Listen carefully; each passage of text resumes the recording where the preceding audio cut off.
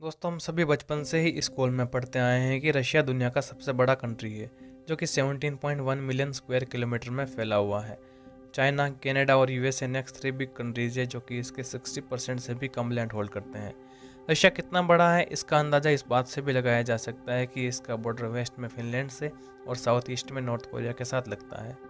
एक टाइम में अलास्का, जो कि अब यूएसए का पार्ट है, ये भी रशिया का पार्ट हुआ करता था, जो 1867 में यूएसए ने रशिया से खरीद लिया। रशिया 9 टाइम जोन्स में स्ट्रेच होता है जो दुनिया में सबसे ज़्यादा है। यानी आसान शब्दों में कहें तो रशियन कैपिटल मॉस्को में अगर दोपहर के 12 बजे हैं तो उसी समय रशिया के ही दूसरे शहर व्लादिवोस्तोक में शाम के 7 बज रहे होंगे। और तो और सोवियत यूनियन के टाइम में रशिया और भी बड़ा हुआ करता था जो 1991 में 15 कंट्रीज़ में डिसॉल्व हो गया। आखिर रशिया इतना बड़ा बना कैसे? रशिया के इतने बड़े साइज़ का कारण साइबेरिया है जो कि रशिया का 75% लैंड होल्ड करता है। रशिया की शुरुआत ईयर 1800 एडी में एक स्मॉल किंगडम के तौर पर हुई थी जो कि कीव में सेंटर्ड था। दोस्तों, कीव मॉडर्न डे यूक्रेन की कैपिटल है। आने वाले 700 सालों तक रशिया छोटा ही रहा। इस दौरान ज़्यादातर समय यहाँ मंगोल्स ने रूल किया। इवेंचुअली रशियंस मंगोल्स को हरा देते हैं।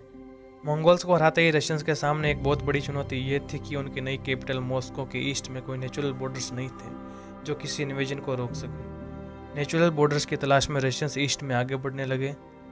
इवान द टेरिबल के रूल के अंडर रशियंस कोजेक्स यूराल माउंटेन्स के आगे बढ़ते हैं और साइबेरिया के वास्ट लैंड को कॉन्कर करते हैं। साइबेरिया को कॉन्कर करने के बाद रशिया दुनिया का सबसे बड़ा कंट्री बन जाता है और 1645 में रशियंस पैसिफिक ओशन तक पहुंच जाते हैं। साइबेरिया बहुत ही स्पार्सली पॉपुलेटेड था और साइबेरिया की ट्राइब्स रशियंस की रिलेटिवली वीक थी, इसलिए रशियंस को साइबेरिया को कॉन्कर करने में कोई मेजर प्रॉब्लम फेस नहीं करनी पड़ी। मीनवाइल रशिया वेस्ट और साउथ में बहुत ही स्लो एक्सपेंड कर रहा था, जहाँ से पोलैंड और टर्की जैसे इन्फ्लुएंशियल पावर्स को फेस करना पड़ता था नई टेरिटरीज के लिए।